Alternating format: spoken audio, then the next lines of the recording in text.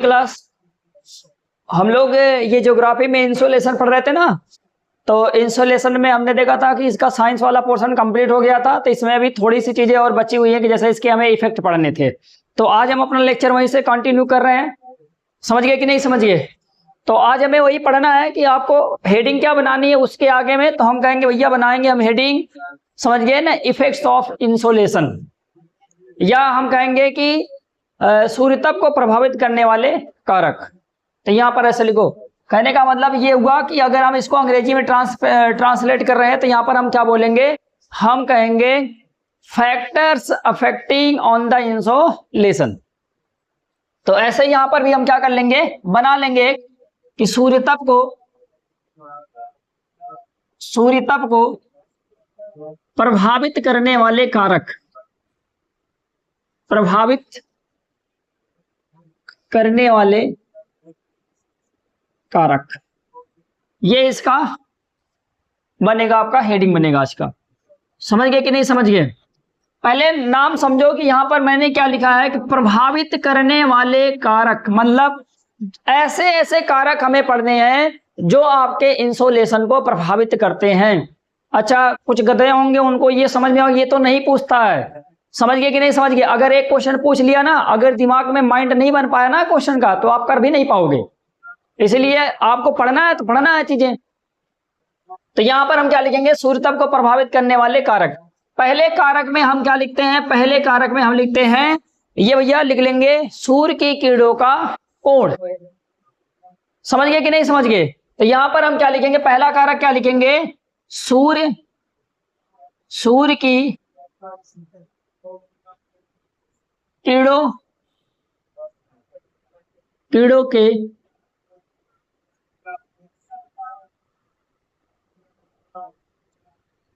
ऐसा लिख लो। अच्छा, सूर्य की किरणों का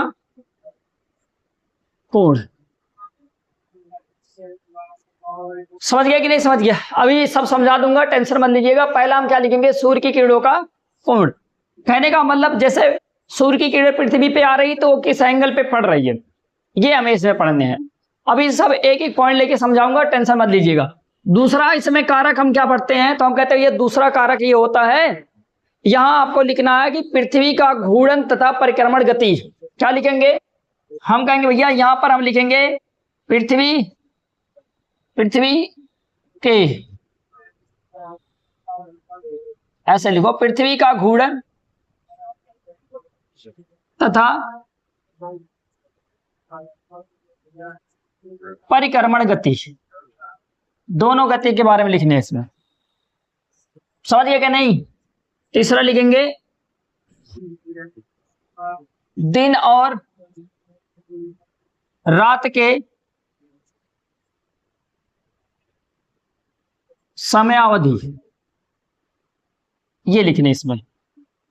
बढ़िया समझ लेना बढ़िया से। और चौथे पॉइंट में एक और पॉइंट बनाएंगे, एल्बिडो। आज के लेक्चर का सबसे इंपॉर्टेंट पॉइंट है एल्बिडो। समझ गए कि नहीं समझ गए? ये हमें पढ़ने, दिन और रात के समयावधि, कि अगर दिन ज्यादा है तो मतलब सूर्यताप ज्यादा प्राप्त होगा, अगर रात बड़ी है तो मतलब सूर्यताप कम प्राप्त होगा। समझ गए? एल्बिडो क्या होता है आज समझेंगे। एल्बिडो से कम इतना मान के चलना कि कई बार आईएएस में भी क्वेश्चन आ चुका है, कई बार पीसीएस में क्वेश्चन आया है, तो आपको पता होना चाहिए कि छोटे एग्जामों में चाहे जब पूछ लिया जाए। समझ गए? इसलिए आपको क्या करने हैं, एल्बिडो के बारे में आज बढ़िया से पढ़ लेने हैं कि एल्बिडो क्या होता है, कैसे होता है, क्यों होता है, सब भी आपको समझ में आ जाएंगे।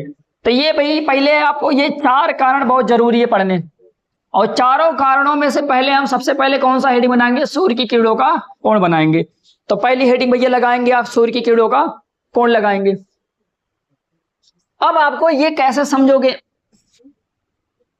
अब आप इसको कैसे समझोगे, देखो पहले समझने के लिए आपको क्या करना पड़ता है, ये मान लो कि ये है सन, ये क्या है, तो हमने कहा ये है सन, और यहां मैं मान लेता हूं कि ये क्या है, अर्थ।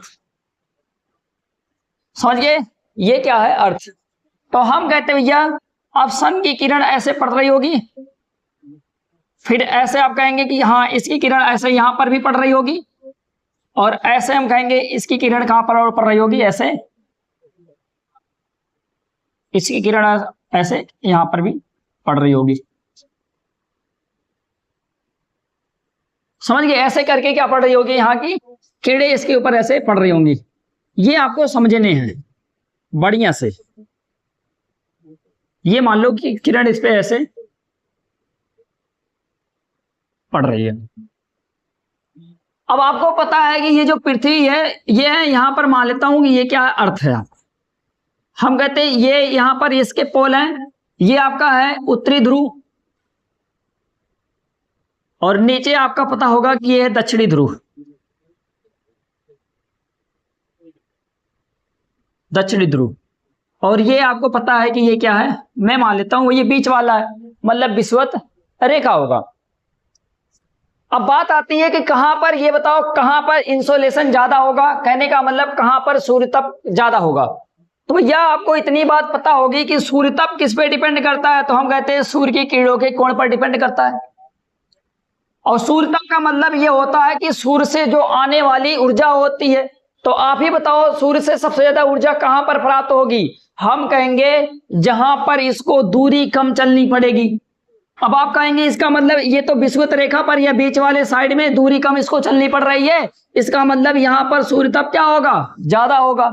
बाकी अगर आप देख रहे हो विषुवत रेखा, कहने का मतलब ध्रुवों पर, चाहे दक्षिणी ध्रुव हो चाहे उत्तरी ध्रुव हो, यहां पर ये जो एंगल बन रहा होता है ये कितना बन रहा है, तो हम कहते हैं भैया यहां पर ये किरणें बहुत ही तिरछी पड़ रही होती हैं। जब किरणें तिरछी पड़ती हैं तो उनको दूरी ज्यादा तय करनी पड़ती है, और अगर वो दूरी ज्यादा तय करेगी तो आपके दिमाग में एक बात आएगा, इसका मतलब यहां पर इंसोलेशन क्या होगा, कम प्राप्त होगा। जैसे ऐसे मान लो आप, जैसे अगर हम कहते हैं कि हम कहीं पर टार्च मारते हैं, ऐसे हमने टार्च जलाया, तो जब अगर हम टार्च जलाते हैं तो जो उसका एक फोकस होता है वो जहां पर मेन जाता है, तो वहां हम कहते हैं कि इसका मतलब वहां पर रोशनी ज्यादा पड़ रही है। लेकिन जो ऐसे हम देखते हैं उसका जो लाइट कैसे फोकस हो जाता है, तो हम देखते हैं किनारे किनारे पर लाइट क्या जाती है, कम जाती है। इसका मतलब ये हुआ कि अगर किनारे किनारे पर लाइट कम जा रही है तो क्यों जा रही है, क्योंकि वहां पर जो उसकी एनर्जी वो क्या हो जाती है बाबू, डिस्पर्स हो जाती है। डिस्पर्स का मतलब ये फैल जाती है, इसीलिए वहां पर क्या होगा, ऊर्जा कम जाएगी। तो आप भी कहेंगे कि इसका मतलब जो भी यहाँ पर चीजें हो रही हैं कोण पर डिपेंड कर रही हैं। अगर कोण यहाँ पर बन रहा है, देखो कोण अगर से ज्यादा बन, कहने का मतलब यहाँ पर अगर आपको दिख रहा होगा तो यहाँ पर 90 का कोण बन रहा है। अब यहाँ पर ऐसे आप स्लाइंट कोण बन रहा है, कहने का मतलब यहाँ पर अब कोण की मात्रा जो होती है वो कम होती चली जा रही है। तो हम कहेंगे भैया अगर कोण ज्यादा कम होता चला जा रहा है तो इसका मतलब ये क्या होगा, यहाँ पर ऊर्जा कम मिलेगी।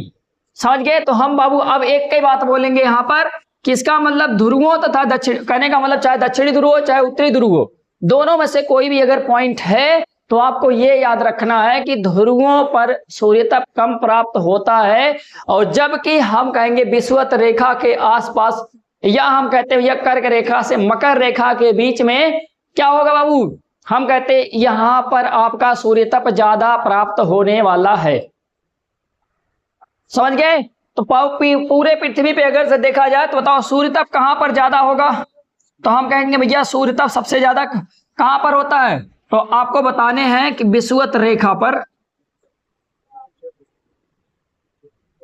विषुवत रेखा, या यहां लिख सकते हैं, यहां लिख सकते हैं अधिक होता है, अधिक होता है विषुवत रेखा पर भैया सूर्यतप क्या होता है, अधिक होता है। समझ गए इतना बात? अच्छा दूसरा, अगर ये भी वहां पर दिया हो क्वेश्चन कि मकर से कर्क रेखा के बीच में, कर्क रेखा के बीच में क्या होगा, हम कहेंगे भैया यहां पर भी क्या होगा, तो हम यहां पर बोलना है सूर्यतप अधिक होता है। सूर्यतप क्या होता है, अधिक होता है, अधिक होता है, सूर्यतप अधिक होता है। क्यों अधिक होता है, क्योंकि आपको पता है ना कि इसका जो सूर्य है ये क्या करता है, ऐसे है, तो इसके बीच में ये 90 डिग्री के आसपास हो जाता है। लेकिन उसके बाद अगर ध्रुवों की बात करते हैं तो आपको लिख लेना है ध्रुवों पर, ध्रुवों पर बाबू क्या होता है, सूर्यतप, तो आपको बताना है कि सूर्यतप यहां पर क्या होता है, कम होता है। भैया बढ़िया से पढ़ो यार, तब जाके चीजें समझ में आती हैं, ऐसे नहीं समझ में आती हैं, ठीक ना। अब आपको समझ में आ रहा होगा कि अगर हम कह रहे हैं सूर्य की, देखो अगर यहां पर दूरी कम बन रही है तो इसका मतलब इसमें एनर्जी ज्यादा, अगर दूरी ज्यादा बन रही है तो एनर्जी कम। ऐसे आप कहेंगे अगर यहाँ पर क्या आ रहा है, यहाँ पर आप कहेंगे पूरा का पूरा फोकस यहाँ पर आ रहा है, लेकिन यहाँ पर तो इनकी केवल क्या जा रही है, परछाइयां जा रही है ना, तो यहाँ पर लाइट जो होती है, एनर्जी जो हो जाती है, बढ़ जाती है। अच्छा, अगर मैं इसको आपको एक तरीके से और समझाऊं क्या होता है, जैसे देखो ये मान लो कि अपना अर्थ है और ये मान लो कि ये सन है। अगर यहां से ऐसे लाइट आ रही होगी ऐसे, तो आप कहेंगे यहां पर ये एरिया बहुत कम कवर कर रहा होगा, लेकिन अगर ये ऐसे तिरछी चली जाती है तो आप कहेंगे इसका मतलब ये एरिया थोड़ा ज्यादा कवर कर रही होगी। समझ गए कि नहीं समझ गए? तो ये कहेंगे कि इसका मतलब बहुत ही ज्यादा एरिया पे कहां पर पड़ रही होगी। तो भैया देखो, ज्यादा एरिया अगर से बात करेंगे तो ज्यादा एरिया पे तो भैया ध्रुवों पर ही पड़ेगी ना, क्योंकि यहां पर एकदम पूरी तिरछी पड़ जाती है। अब आप सोचो, यहां से जितनी एनर्जी, पहले हमने कहा कि यहां से हमने मान लेते हैं कि 2 यूनिट की एनर्जी या 2 कैलोरी की ऊर्जा यहां पर आगे बेस्ट हो गई। भाई अगर एक किरण है तो एक किरण तो अपने पास बराबर ऊर्जा लेके आएगी, समझना बढ़िया से। एक किरण है उसके पास बराबर है, तो चलो मैंने मान लिया कि 5 यूनिट उसने ऊर्जा लेकर एक एक किरण आ रही है। तो ये बताओ, यहां पर ये ऊर्जा कम, थोड़ी ही दूर में अपनी ऊर्जा को क्या कर रही है, बिखेर रही है। लेकिन भैया अगर इसमें भी 5 यूनिट की ऊर्जा आ रही है, तो ये बताओ ये ज्यादा एरिया पर बिखेरेगी कि नहीं बिखेरेगी? तो हम कहेंगे इसका मतलब यहां पर क्या होगा, यहां पर एनर्जी ज्यादा ऐसे बट जा रही है, समझिए, क्योंकि ये ज्यादा एरिया पे जाके गिर रही है। लेकिन ये वाला जो पॉइंट होगा ये कम एरिया पे गिर रहा है, तो इसका मतलब ये हुआ कि यहाँ पर इतनी दूर में इंसोलेशन या सूर्यताप ज्यादा होगा, जबकि यहाँ पर सूर्यताप क्या होगा, कम होगा, क्योंकि यहाँ पर एरिया ज्यादा कवर कर रही है।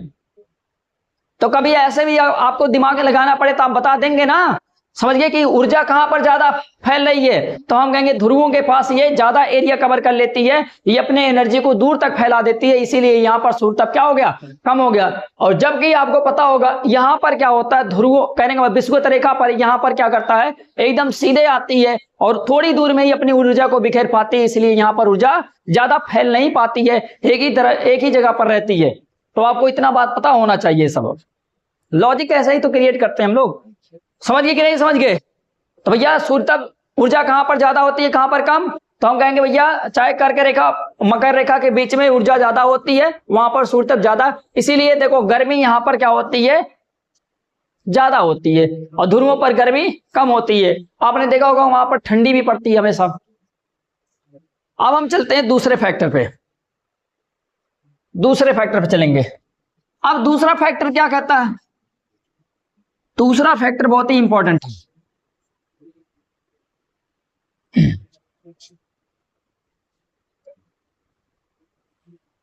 दूसरा factor rotation of the earth. दूसरे फैक्टर में हमने क्या देखा था, हमने देखा था पृथ्वी की घूर्णन तथा परिक्रमण गति। परिक्रमण गति, घूर्णन गति क्या होती है, परिक्रमण गति क्या होती है, पहले इनको समझ लेते हैं। अगर पृथ्वी ऐसे पूरा का पूरा परिक्रमा ऐसे चक्कर लगा रहा है दूर दूर में ऐसे करके, समझिए, इसको हम बोलते हैं परिक्रमण गति। जैसे हमने कहा पृथ्वी सूर्य के चारों तरफ चक्कर लगाती है, तो इसको हम बोलते हैं परिक्रमण गति। और पृथ्वी अपने धुरी पे रह के ऐसे ऐसे घूम रही थी, इसको हम क्या बोलते हैं, घूर्णन गति बोलते हैं। मतलब पृथ्वी का जो अपने धुरी पर रह के घूमना क्या कहलाता है, घूर्णन गति। और ऐसे सूर्य का जो परिक्रमा करके घूमती है उसको हम क्या बोलते हैं, परिक्रमण गति। अब ये कहेगा अच्छा घूर्णन गति से क्या होता है, तो हम कहते हैं भैया घूर्णन गति से दिन और रात होते हैं। और परिक्रमण गति से क्या होते हैं, तो हम कहते हैं भैया इससे सीजन बनता है। सीजन का मतलब आपको पता होगा कि मौसम, मौसम ऋतु, ऋतु लिखते हैं इसको, ऋतु, ये सब बनता है। ये पॉइंट आपके दिमाग में बढ़िया से बैठ जाना चाहिए कि सीजन का मतलब क्या होता है, समझ गए। और दिन रात को मतलब पृथ्वी के पास 2 गतियां होती हैं, घूर्णन गति होती है और एक परिक्रमण गति होती है। तो जो घूर्णन गति होती है उसकी वजह से दिन रात होते हैं, और जो परिक्रमण गति है उससे उसकी वजह से क्या होते हैं, सीजन्स बनते हैं। तो आपसे पूछेगा ये बताइए कि बताओ क्या घूर्णन गति से भी ये सब बनते होंगे, सूर्यताप प्रभावित होता है? हम कहेंगे ऑब्वियसली। क्या परिक्रमण गति से सूर्यताप प्रभावित होता है? ऑब्वियसली। हमने कहा कि जब एक समय ऐसी ऋतु आती है ठंडी, कहने का मतलब एकदम शरद ऋतु चल रहा होता है, तो अगर शरद ऋतु होगा तो उस समय आपको पता होना चाहिए कि ये उत्तरी गोलार्ध में क्या होगा बाबू, हम कहेंगे उत्तरी गोलार्ध में ठंडी पड़ती है, और दक्षिणी गोलार्ध में क्या पड़ता है, तो हम कहते हैं गर्मी पड़ती है। तो बताओ उत्तरी गोलार्ध में सूर्य तप कम प्राप्त होगा, ओहो, जबकि दक्षिणी गोलार्ध में सूर्य तप क्या होगा, ज्यादा प्राप्त होगा। ऐसे अगर हम ग्रीष्म की बात करते हैं तो जो सन होता है वो कहां पर चला आता है, तो हम कहते हैं सन चला आता है उत्तरी गोलार्ध में। अब उत्तरी गोलार्ध में गर्मी ज्यादा होगी, मतलब उत्तरी गोलार्ध में सूर्य तप ज्यादा होगा, और जबकि दक्षिणी गोलार्ध में क्या होगा, सूर्य तप कम प्राप्त होगा। समझ गए कि नहीं? तो यहां पर आपको यह भी पता करना है, ये तो आपको पता ही होगा ना, अभी एक ही बताऊंगा। जैसे ये मान लो कि आपका अर्थ है, यहां पर आपने देखा था जो सन होता है इसका मूवमेंट होता है, अगर ये आपका 23.5 डिग्री नॉर्थ और ये 23.5 डिग्री क्या था, साउथ। समझ गए, ये 23.5 डिग्री क्या था, साउथ। हमने देखा था जो सन का मूवमेंट था इसी में था, ऐसे ऐसे मूवमेंट कर रहा था। ये क्या करता था, 2 बार विषुवत रेखा पर लंबवत चमकता था। अक्षांश और देशांतर वाले में ये पूरा का पूरा मैं क्लियर करके बताया हूं। अगर किसी को ज्यादा दिक्कत हो रही है तो जाके वो अक्षांश वाला वीडियो देखे, वहां ये मैं पूरा अच्छे से समझा दिया हूं। समझ गए कि नहीं समझा दी? अच्छा, अब हम कहते हैं कि भैया सूर्य जो होता है ये विषुवत रेखा पर 2 बार लंबवत चमकता है, और 1 बार कर्क रेखा पर और 1 बार मकर रेखा पर, लेकिन ये 1 साल के अंदर की बात बता रहे हैं। तो बाबू जहां पर ये 2 बार लंबवत चमकेगा, कहने का मतलब वहां पर गर्मी ज्यादा पड़ेगी, वहां पर सूर्य तप ज्यादा प्राप्त होगा। जबकि कर्क रेखा और मकर रेखा पर क्या होते हैं, ये साल भर में एक बार लंबवत चमकता है, यहाँ पर लंबवत में होता है, इसलिए यहाँ पर गर्मी वही है, तो सूर्य तप उसके हिसाब से आएगा। इतनी बात आपके दिमाग में बात पहले बैठा लो बढ़िया से, तब जाके चीजें हम आगे चलते हैं। समझ गए कि नहीं समझ गए? हमें केवल ये देखना है कि बताओ सूर्य तप कहां पर ज्यादा प्राप्त होगा, देखनी कि सूरज कहां है। सूरज जहां पर होगा वहां पर बता देना सूर्य तप ज्यादा, और सूरज जहां पर नहीं होगा वहां पर बता देना कि यहां पर सूर्य तप कम होगा, बस खत्म कहानी। वही आपको यहां समझना है ऋतुओं के मामले में। हम बढ़िया से समझेंगे इसके बारे में, एक बढ़िया फिगर बनाएंगे, वहां पर मैं बहुत चीज बताऊंगा आपको, बहुत सारी चीजें बताऊंगा। समझ गए? आप नहीं मिटाएंगे, आप नहीं गलत काटेंगे, यहां पर स्पेस कम इसलिए बना दिया। जैसे ये देखो है सन, ये क्या है, सन है। अब हम कहते हैं अपने ही अर्थ, एक बार मैंने मान लिया यहां, फिर एक बार मैंने मान लिया अर्थ यहां, ऐसे करके मान लो, एक बार अर्थ यहां, और एक बार मान लो अर्थ यहां, और एक बार मान लो अर्थ यहां। अब हम कहेंगे भैया अर्थ ऐसे ऐसे चक्कर लगा रही है, ये देखो दिख रहा है, नीचे वाला देखो दिख रहा है,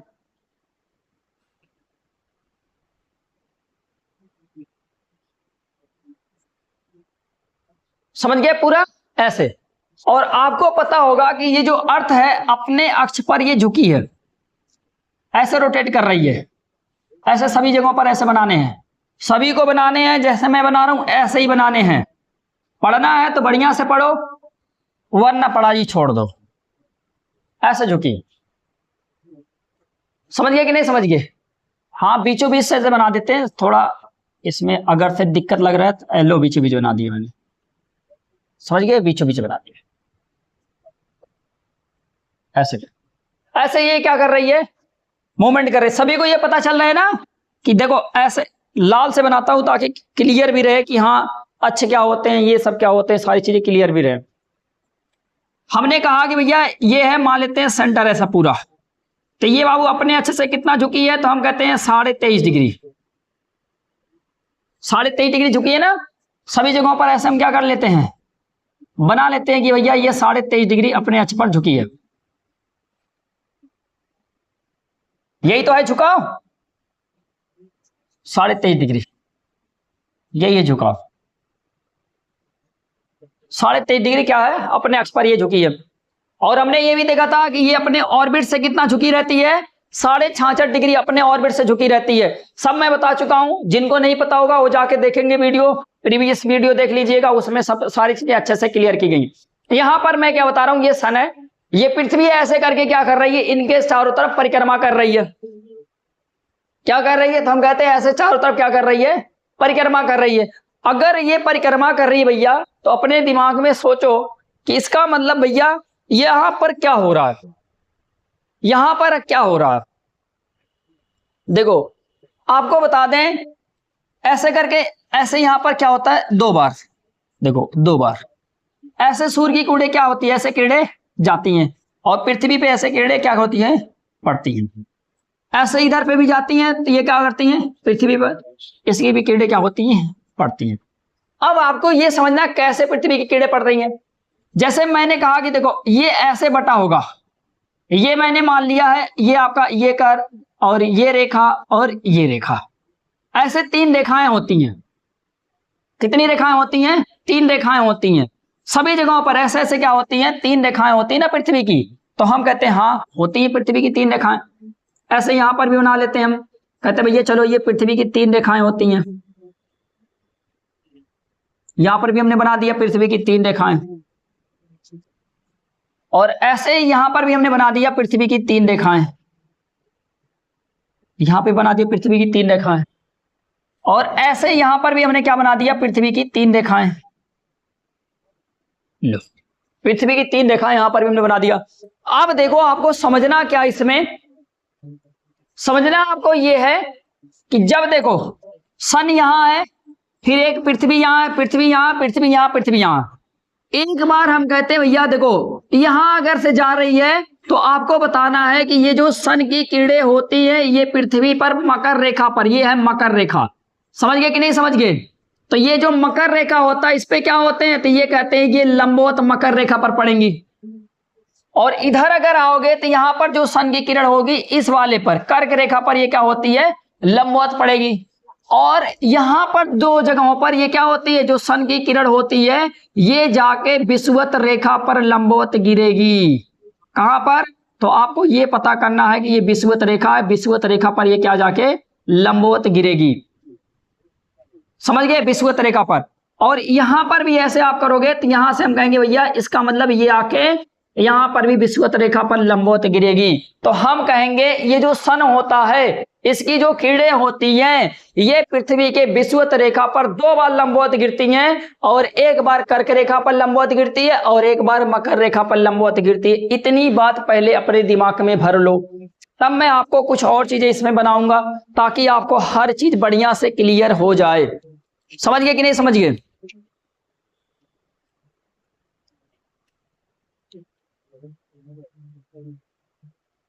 समझ गए। अब एक एक चीज के बारे में पहले बढ़िया से पढ़िएगा। अब कहेंगे सर ये समय क्या था, देखो जब यहां पर लंबवत गिरती हैं मकर रेखा पर तो ये होता है बाबू 22 दिसंबर। क्या लिखेंगे, 22 दिसंबर को मकर रेखा पर सूर्य की किरणें लंबवत पड़ती हैं।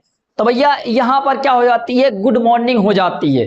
गुड मॉर्निंग का मतलब ये होता है कि ठंडे क्षेत्रों में जब कभी भी क्या नहीं होता बाबू, वहां तो सन निकलता नहीं है, सूरज निकलता नहीं है, वहां हमेशा ऐसे बादल छाए रहते हैं, वहां पर हमेशा ठंडी वाला मौसम बना रहता है। तो जब एक बार वहां पर सूर्य भगवान पहुंचते हैं तो वहां पर हो जाता है एकदम बढ़िया से, वहां का मौसम बदल जाता है। तो वो लोग कहते हैं आज गुड मॉर्निंग है। समझ गए। तो आज हम लोग हर जगह गुड मॉर्निंग बोलते हैं, लेकिन गुड मॉर्निंग कहां से आया हुआ है, तो हम कहते हैं यहां से आया हुआ है। समझ गए। ये है गुड मॉर्निंग का तरीका कि जब वहां पर हमेशा ठंडी रहती है, जब एक बार सन वहां पर पहुंचता है तो उन लोगों को बड़ा अच्छा लगता है, तो वो लोग कहते हैं कि आज तो बहुत बहुत बढ़िया मॉर्निंग है, तो हम उसको बोल दिए ये गुड मॉर्निंग। समझ गए। तो याद रखे रहना 22 दिसंबर को मकर रेखा पर सूर्य की किरणें क्या होती है, लंबवत चमकती हैं। इसीलिए बाबू यहां पर क्या होगा, हम कहेंगे दक्षिणी गोलार्ध में गर्मी पड़ेगी। अच्छा तो ये बताइए कर्क रेखा पर कब होती है, तो यहां पर अगर आपको लिखना होगा तो यहां पर लिखेंगे 21 जून। समझ गए। ये डेट आपको बढ़िया से याद होने चाहिए। 21 जून को क्या होते हैं, तो हम कहते हैं भैया कर्क रेखा पर सूर्य की किरणें क्या होती है, लंबवत पड़ती है। समझ गए कि नहीं समझ गए, समझे कि नहीं। ये 2-3 चीजें बढ़िया से आप पढ़ने हैं।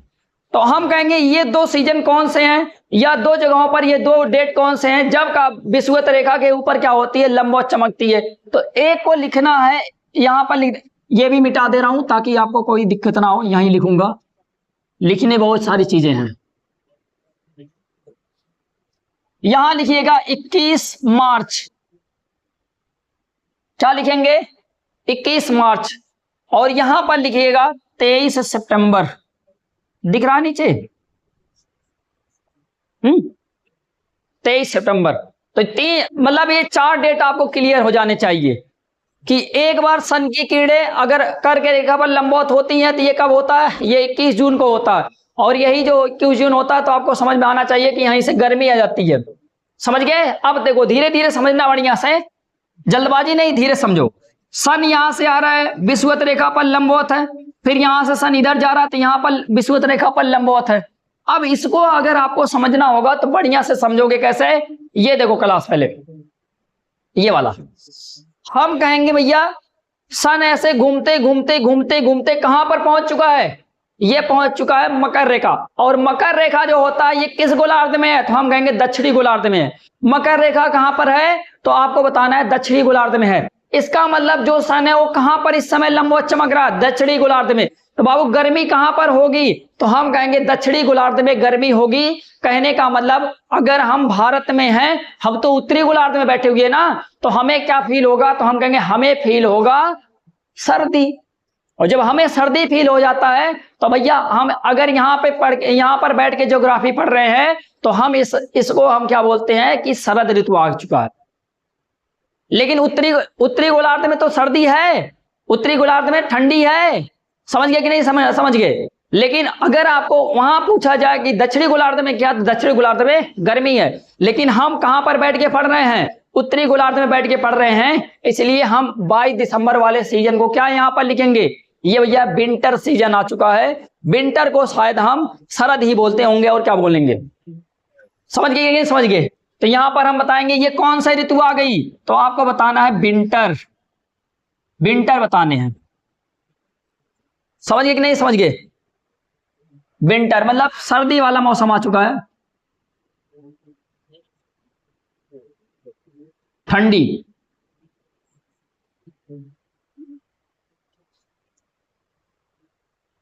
अब देखो इधर देखो, अब हम कहेंगे सन कहां पर लंबवत चमक रहा? कर्क रेखा पर।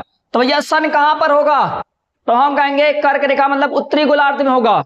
तो भैया हम तो वही उत्तरी गोलार्ध में बैठे हैं ना, तो हमें क्या फील होगा? गर्मी। तो हम इसको क्या बोलते हैं? ग्रीष्म। क्या बोलेंगे इसको हम? ग्रीष्म ऋतु।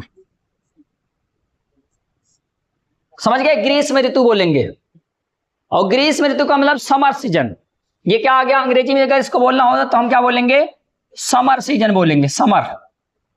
समझ गए इतनी बात? बढ़िया, सभी केवल समझते रहो बस। अब 21, अच्छा अभी दूसरा नाम ही बताऊंगा, टेंशन मत लीजिएगा। 21 मार्च। अब जो 21 मार्च वाला सीजन देख रहे हो तो हम कहेंगे भैया ये तो विषुवत रेखा पर लंबवत चमक रहा है। याद रख के रहना, पृथ्वी ऐसे घूम रही है ऐसे। तो आपको पता होना चाहिए कि जब यहाँ पर ठंडी होता है, ठंडी के बाद धीरे धीरे कौन सा मौसम आता है? तो आपको हम कहेंगे बसंत आता है। क्या आता है? तो हम कहेंगे बसंत आता है। तो यह वहां पर लिखेंगे बसंत। क्या लिखोगे?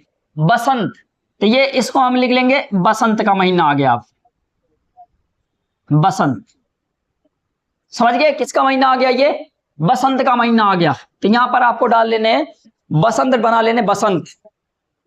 समझ गए?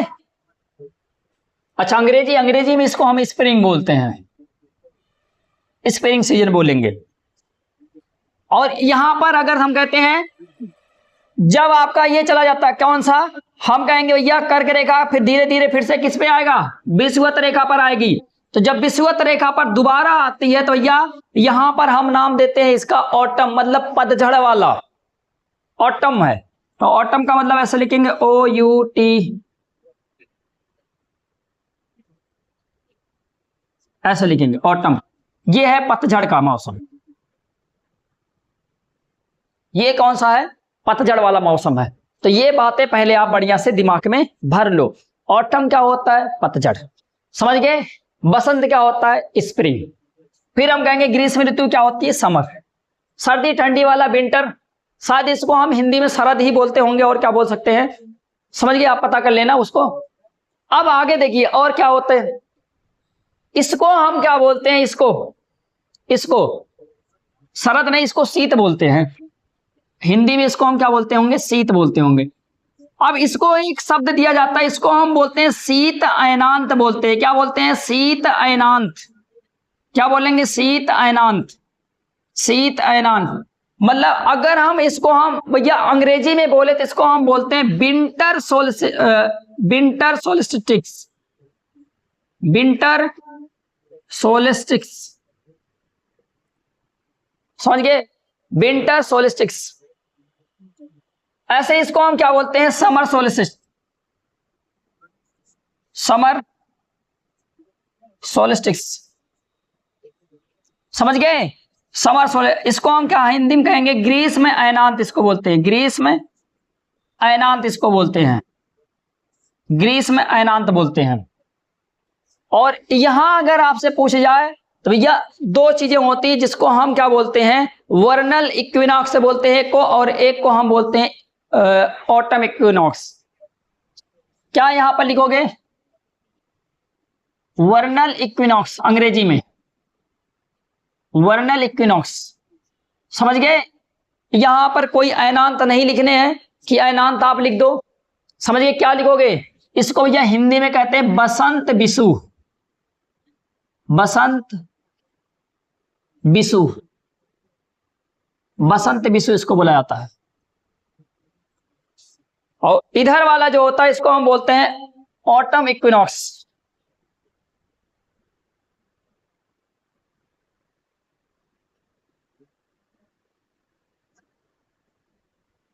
ऑटम इक्विनॉक्स, समझ गए। और इसको हम क्या बोलते हैं, इसी को हम बोलते हैं शरद विषु, शरद विषु। अंग्रेजी वाले हिंदी वाले में ना थोड़ा थोड़ा कंफ्यूजन हो जाता कभी कभी, तभी थोड़ा अंग्रेजी और हिंदी दोनों देखते रहिएगा आप लोग, समझ गए कि नहीं समझ गए।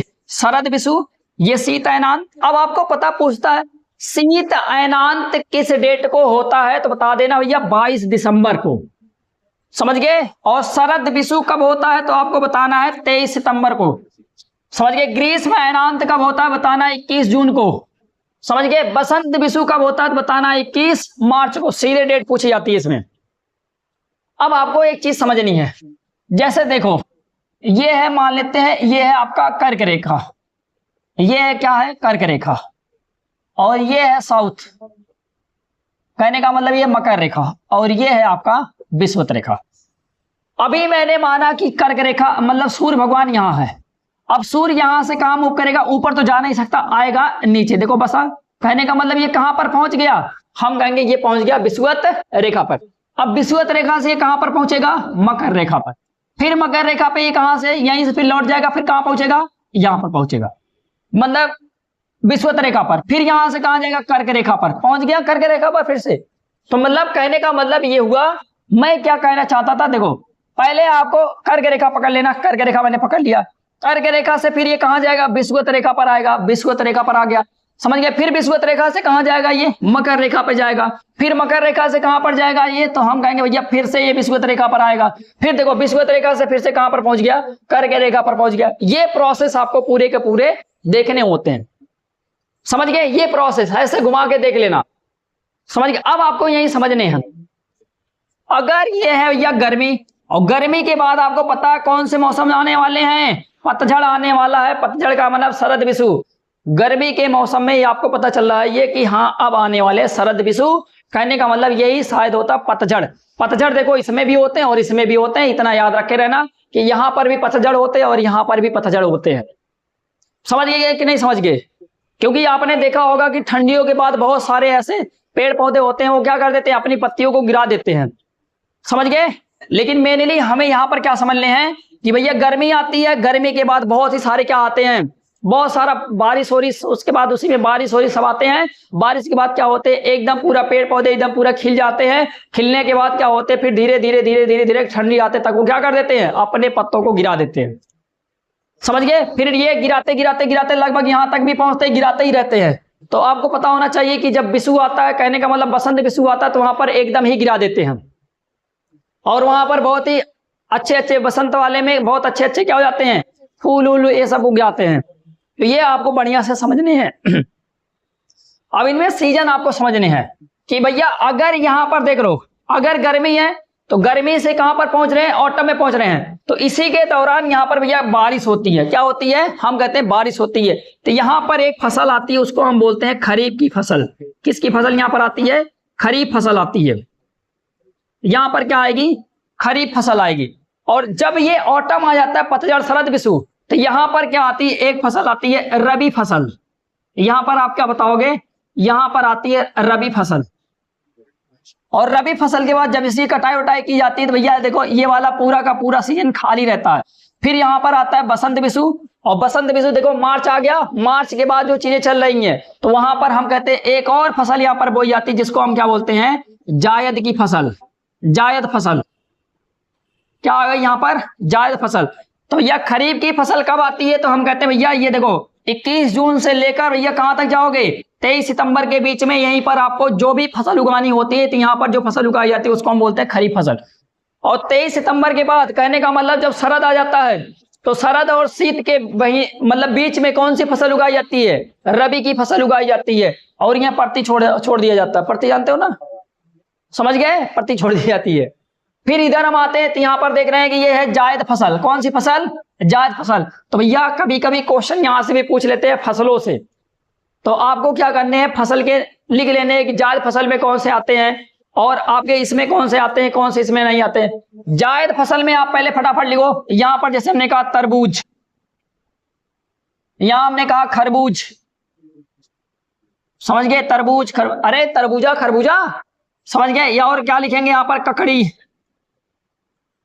खीरा, ये सब बाबू किस में आएंगे, समझ गए, ये सब किस में आएंगे, तो हम कहेंगे भैया ये आते हैं हमारे जायद के फसल में आते रहते हैं। अच्छा अब दूसरा आपसे पूछेगा मूंग, अरे ये तो सब तो सिंपल थे, इसमें और क्या लिखेंगे, मूंग आता है, समझ गए, उड़द आता है, उड़द आता है। ये सब भैया जो दाल वाल की फसलें आती हैं इनमें भी किस में आती हैं, तो हम कहते हैं ये खरीफ के फसलों में आती हैं। समझ गए कि नहीं समझ गए, कहा लिखे जायद फसल में क्या लिखे हमने, तरबूज, खरबूज, ककड़ी, खीरा, मूंग, उड़द। मक्का भी इसी में आता है, मक्का मतलब जानते होंगे सभी लोग, भुट्टा, मक्का भी इसी में आता है। लौकी भी इसी में आता है, लौकी, लौकी, करेला भी इसी में आता है, करेला। ये सारे के सारे फसलें किसमें आती हैं, तो याद रखे रहना भैया ये सब जायद की फसल है। ये पूछा जा चुका है मूंग, मूंग के बारे में पूछा जा चुका है, उड़द के बारे में पूछा जा चुका है। तो ये दोनों बढ़िया फसलें, इनको आप लिख लेना कि ये जायद की फसल होती है, मूंग और उड़द। ये कहाँ की फसलें हैं, तो याद रखे रहना भैया मक्का भी, ये तीन फसलें याद रखे रहना, मूंग, उड़द और मक्का, ये जो है जायद की फसलें, इनको बढ़िया से अपने दिमाग में भर लेना। खरीफ की फसल में लिखते हैं भैया, पहला इसमें आता है धान, धान मतलब चावल, समझ गए कि नहीं समझ गए, धान की फसल। और भैया गन्ने की फसल भी इसी में आती है, गन्ने की फसल, समझ गए, धान आता है, गन्ना आता है। मूंगफली, मूंगफली भी इसी में आता है, मूंगफली, मूंगफली सभी लोग जानते होंगे ना, ग्राउंड नट जिसको हम बोलते हैं, समझ गए। और क्या आता है, हम कहते हैं तंबाकू की खेती होती जो होती है तंबाकू, ये भी इसी में आता है। और क्या आता है इसमें, तंबाकू आ चुका, धान, गन्ने, मूंगफली, तंबाकू। और क्या आता है, चाय, चाय कॉफी भी इसी की फसलें हैं, चाय कॉफी भी इसी की फसलें हैं। ये बढ़िया से आपके दिमाग में सारी चीजें आ जाती चाहिए। अच्छा और कपास, कपास, ये सब इसी में आते हैं। समझना क्या है, जो जो फसलें किससे तैयार की जाती हैं, पानी से, समझ गए, जो जो फसलें पानी से तैयार की जाती है उनको आपको किस में डाल देना है, खरीफ में। खरीफ की फसलों को पानी की आवश्यकता सबसे ज्यादा होती है, समझ गए, मतलब खरीफ की फसलों को पानी की आवश्यकता सबसे ज्यादा होती है। तो याद रखे रहना कि धान के साथ जो जो फसलें बोई जाती हैं सभी को हम इसी में रख देंगे। समझ गए कि नहीं समझ गए, हाँ तो अगर समझ गए तो बहुत समझदार हो, और अगर से नहीं समझे हो तो फिर से लिख लेना बढ़िया से, समझ गए। चलो रबी वाले में आ जाते हैं। रबी वाले में सबसे इंपॉर्टेंट है गेहूं, क्या लिखेंगे, गेहूं लिखेंगे, चना लिखेंगे भैया, मटर लिखेंगे, आलू लिखेंगे, सब इसी में आते हैं आपके, समझ गए कि नहीं समझ गए। तो गेहूं, चना, मटर, आलू ये सब किस में आएंगे, तो आपको बता देना, जौ लिखोगे इसी में। मतलब कोई अगर दिक्कत हो तो आप बता दीजिएगा, ताकि मतलब वहां पर हम लोग रुक रुक के हर चीज पढ़ ले, समझ गए। गेहूं, चना, मटर, आलू, जौ। और क्या लिख दे इसमें, मसूर, मसूर दाल का होता ना ये, मसूर को भी इसमें लिखेंगे। ओट्स, ओट्स, ओट्स, ओट्स सब इसमें आएंगे आपके। बढ़िया से दिमाग भर के रख लेना कि हाँ ये सब सारी चीजें आती। सरसों, गेहूं के साथ जो फसलें बोई जाती हैं उनको हमें किस में रख लेना है, रबी की फसल में रख लेने, बस इतना आपको दिमाग में रखना है। समझ गए कि नहीं समझ गए? गेहूं के साथ जो फसलें बोई जाती हैं उनको हम इसमें रखेंगे। जैसे हमने कहा लहसुन धनिया कब उगाए जाते हैं, सब इसी के समय उगाए जाते हैं ना, तो यहां पर आप लहसुन लिख सकते हो, धनिया लिख सकते हो, तो ये सारी चीजें क्या आएंगी, इसमें आपकी आ जाती हैं। समझ गए कि नहीं समझ गए? अब आपको ये सारी की सारी चीजें बढ़िया से समझ जानी है ताकि आपके दिमाग में कोई भी डाउट अब ना रहे। अब अगर मैं आपसे पूछूं, ये बताओ 22 दिसंबर को सूर्य तप उत्तरी गोलार्ध में ज्यादा होगा कि दक्षिणी गोलार्ध में? तो आप कहेंगे भैया दक्षिणी गोलार्ध में ज्यादा सूर्य तप प्राप्त होगा, क्योंकि जो सूर्य होता है वो लंबवत कहां पर चमक रहा है, तो हम कहते हैं ये दक्षिणी गोलार्ध में चमक रहा है। फिर हम कहेंगे ये बताओ 21 मार्च को सूर्य तप सबसे ज्यादा कहां पर प्राप्त होगा, तो आप कहेंगे विषुवत रेखा पर। अगर हमने कहा कि ये बताओ 21 जून को सबसे ज्यादा कहां पर सूर्य तप प्राप्त होगा, तो आप कहेंगे उत्तरी गोलार्ध में, क्योंकि सूर्य जो होता है ये कर्क रेखा पर लंबवत चमक रहा होता है। फिर हम कहेंगे 23 सितंबर को कहां पर सूर्य तप सबसे ज्यादा प्राप्त होगा, तो हम कहेंगे भैया यहां पर विषुवत रेखा पर। समझ गए? ये पॉइंट अगर आपका क्लियर हो गया तो यहां से आपके बहुत सारी चीजें क्लियर हुई हैं, एक चीज नहीं बहुत सारी चीजें क्लियर हुई हैं। ये सीधे देखो डेट पूछ लेता है, शीत अयनांत कब मनाया जाता है, ग्रीष्म अयनांत कब मनाए जाते हैं, समझ गए? इक्विनॉक्स या बसंत विषु कब होता है, और ये पूछ सकता है शरद विषु कब होता है। ये डेट वोट बढ़िया से क्लियर कर लेना और उसके बाद जाके पेपर में बैठना, देखना बहुत अच्छा जाएगा आपका पेपर। समझ गए कि नहीं समझ गए? और हम चलते हैं अगले पॉइंट पर, क्योंकि टाइम देखो ज्यादा हो रहा है।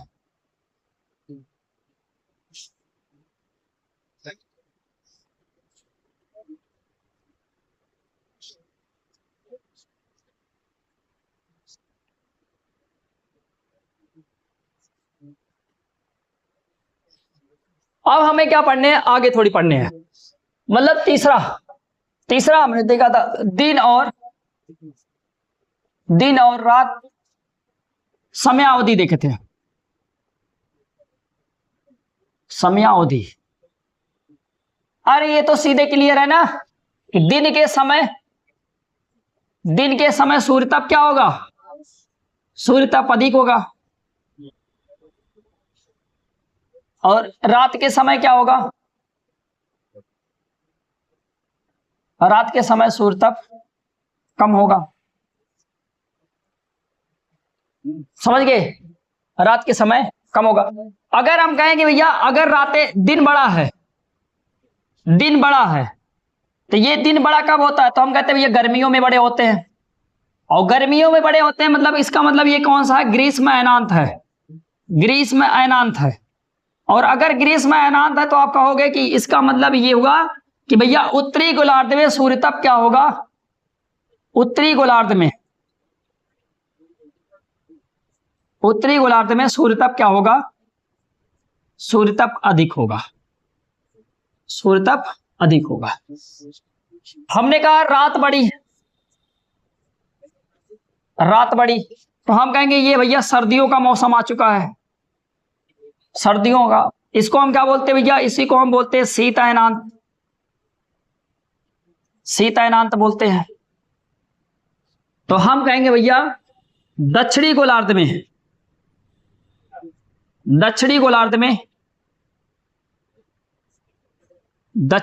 में सूर्य तप क्या होगा, अधिक होगा।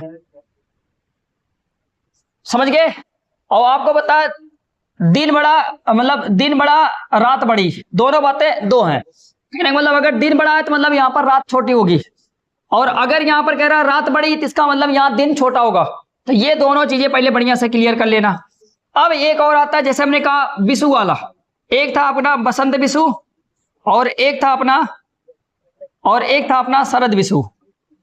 इन दोनों केस में क्या होता है, इन दोनों केस में आपको यह समझना है कि यहां पर जो घंटे होते हैं वो हमेशा, घंटे का मतलब 12-12 घंटे के दिन रात होते हैं, 12-12 घंटे के यहां पर क्या होंगे, दिन और रात होंगे। और इसीलिए कहा जाता है कि विषुवत रेखा पर इस समय क्या होगा, तो हम कहेंगे विषुवत रेखा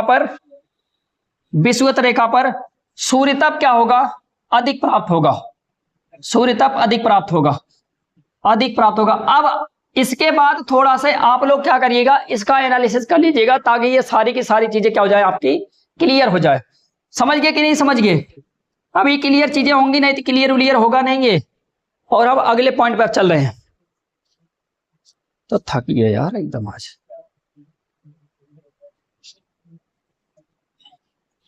अगला पॉइंट हमारा क्या था, अगला फैक्टर, तो हम कहते था एल्बिडो था।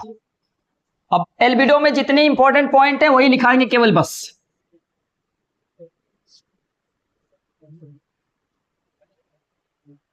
एल्बिडो ये जो एल्बिडो, ये कई बार देखने को मिला। एल्बिडो क्या होता है? देखो, अगर ये सन है तो सन को आपको पता है कि यहां से किरणें आती हैं और ये पृथ्वी पर पड़ती हैं, ये है अर्थ। और पृथ्वी पर पड़ने से पहले ही अगर से किरणें कुछ क्या हो जाती हैं, रिफ्लेक्ट हो जाती हैं। अब ये किसी से टकराती होंगी तभी तो ये रिफ्लेक्ट होंगी। तो हम कहते हैं कि ऐसी सूर्य की किरणें जो पृथ्वी पर पड़ने से पहले ही क्या हो जाती हैं, परावर्तित हो जाती हैं, मतलब पृथ्वी तक वो पहुंच ही नहीं पाती है, तो उसको हम क्या बोलते हैं, ये बोला जाता है पृथ्वी का ये एल्बिडो है।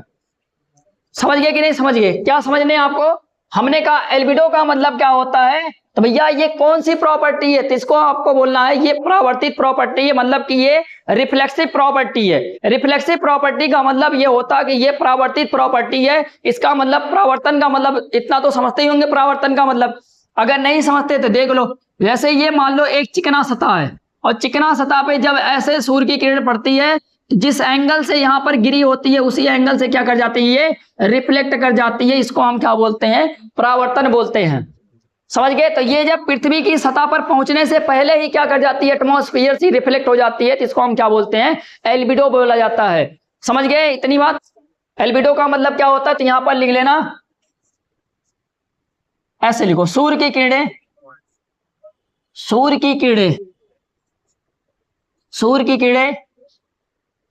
पृथ्वी की सतह पर पहुंचने से पहले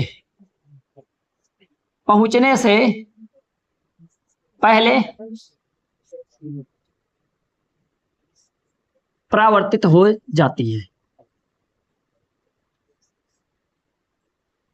जिसे पृथ्वी का एल्बिडो कहा जाता है।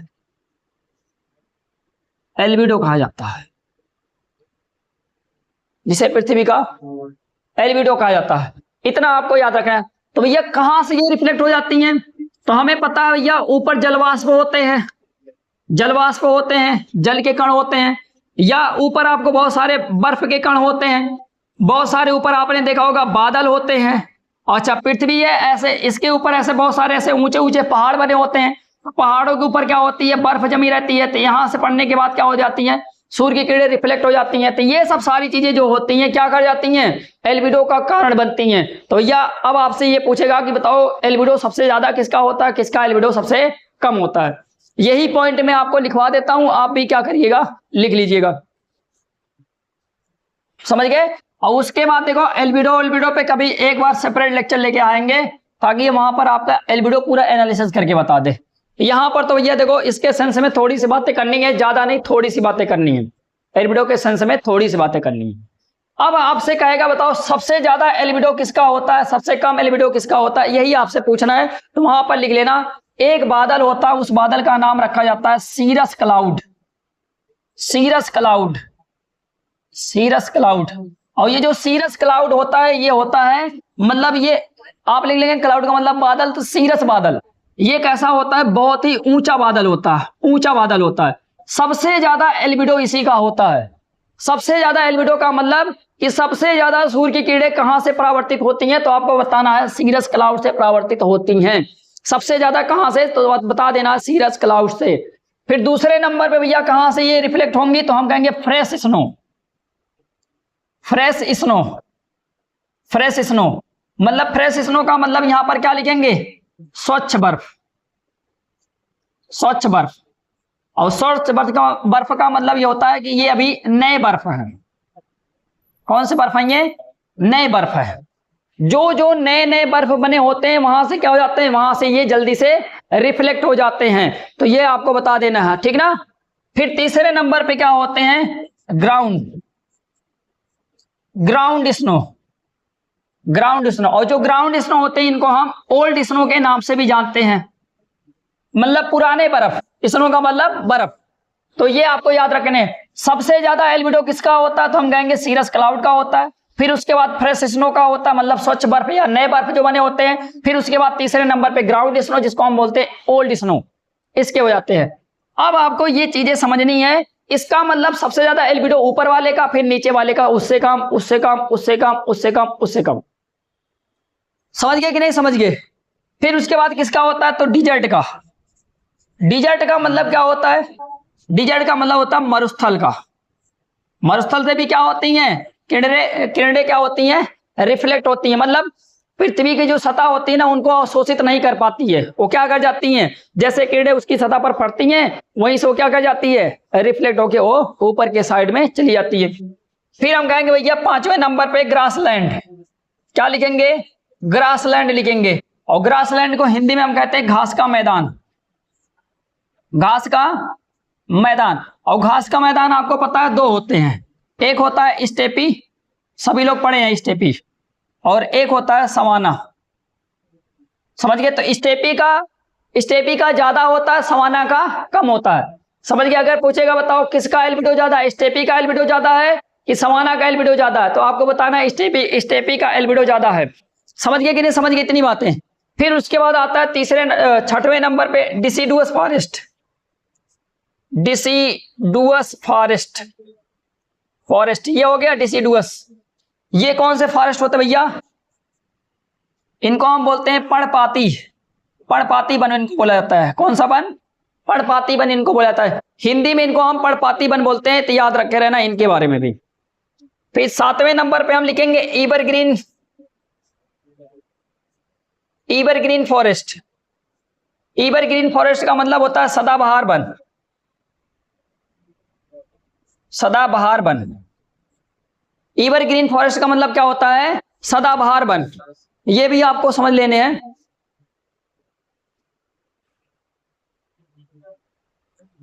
एवरग्रीन फॉरेस्ट का मतलब होता है सदाबहार वन। अब दूसरे नंबर पे आपको यहां पर लिख लेना एक और, आठवें नंबर पे लिखेंगे tropical evergreen. Tropical evergreen, tropical evergreen forest. यहां लिखेंगे उष्णकटिबंधी, उष्णकटिबंधी, उष्णकटिबंधी वन। और एक 9वें नंबर पे लिख लेंगे ब्लैक सॉयल। ब्लैक सॉयल, इसको हम बोलते हैं काली मिट्टी। समझ गए? और ये जो ऑर्डर मैंने लिखा, ये कैसे लिखा? ऐसे देखो, ये ऐसे क्या कर रहा है, यहां पर लिख लेना, ऐसे लिखो पहले एल्बिडो के घटते क्रम। मतलब सबसे ज्यादा एल्बिडो सीरस क्लाउड का है, फिर फ्रेश स्नो का है, फिर ग्राउंड स्नो का है।